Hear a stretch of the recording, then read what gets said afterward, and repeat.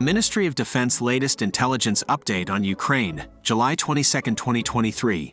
In a notable development, Russian nationalist military blogger Igor Girkin was arrested on July 21 for extremism. Girkin, a former intelligence officer, had long criticized the Russian military's conduct of the war. However, his recent comments directly rebuked President Vladimir Putin and his leadership.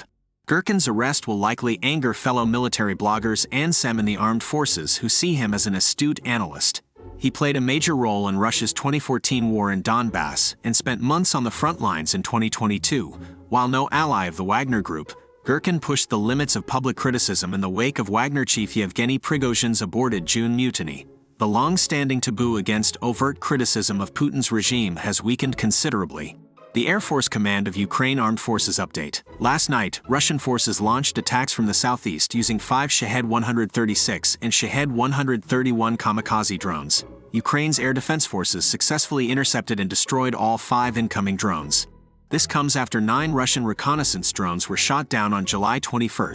Over the past couple days, the Ukrainian Air Force has carried out over 25 group airstrikes targeting Russian occupiers. The Institute for the Study of War Russian Offensive Campaign Assessment.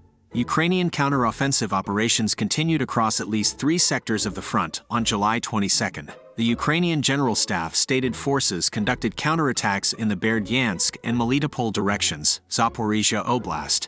Meanwhile, Russia's Defense Ministry claimed its forces repelled 14 Ukrainian attacks south of Kreminna, Luhansk, and around Bakhmut. The General Staff did not publish an update on the counteroffensive on July 22. The Institute for the Study of War key takeaways today. President Zelensky stated Ukraine's counteroffensive may soon accelerate, noting limited supplies had slowed operations. Ukrainian officials said strikes on Russian rear areas are degrading logistics and artillery, likely contributing to favorable attrition dynamics. Part of this pressure campaign, Ukraine struck a Russian oil depot and ammo dump in Crimea. Russian strikes on Ukrainian shipping and agriculture in the south may be declining temporarily.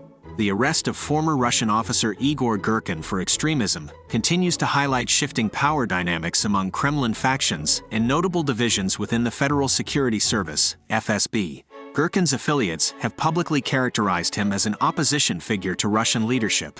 However, Girkin's arrest has not sparked major outrage among Russian ultranationalists, indicating growing divisions in the information space.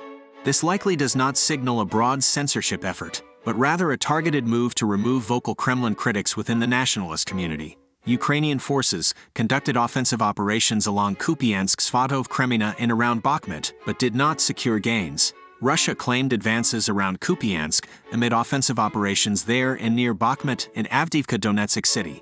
Ukraine also launched offensives along the western Donetsk-eastern Zaporizhia border and in western Zaporizhia without advancing. Russia conducted offensives along the western Donetsk-eastern Zaporizhia border without advances. Prominent Russian senators opposed raising the conscription age limit while keeping the lower limit at 18. Russian occupiers persist in relocating Ukrainian children from occupied areas to Russia. Wagner Group's presence in Belarus appears to be growing.